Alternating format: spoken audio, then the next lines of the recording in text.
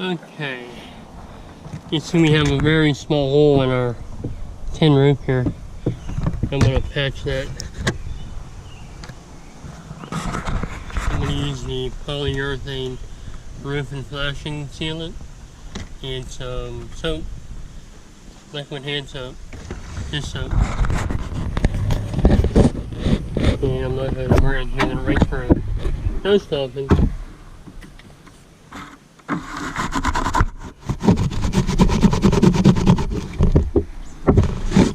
Looks like something came on and hit it.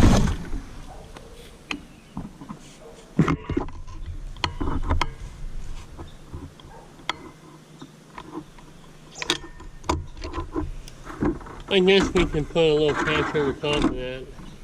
Maybe a little piece of metal or something. But I just put a little bit of soap on my finger. A little bit of soap on my finger. You can use that to just smooth it out.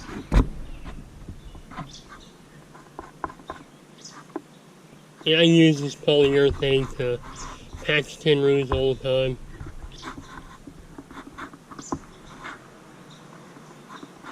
And that's about it. That's my patch. Now you're going to have to put some kind of paint on that. Tinner's red, hopefully. The sun will break down that polyurethane caulking. That's my patch.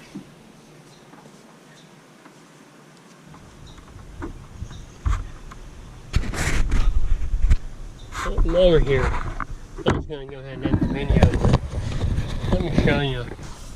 At some point in time, someone added a piece of tin in here. And this right here, that is polyurethane caulking. So what they did is they ran the tin work up underneath the old, and then they pop ribboned it together, pretty sure. And they use polyurethane to seal it too. Now, this wasn't done too well. This polyurethane could have been smoothed out a lot better.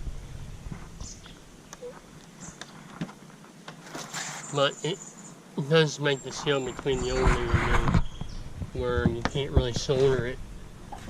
Because soldering old to new, it doesn't work too good when you have old dirty tin and you're trying to solder to new tin. The dirty tin just doesn't solder very well. And that's one thing I can add to the video there.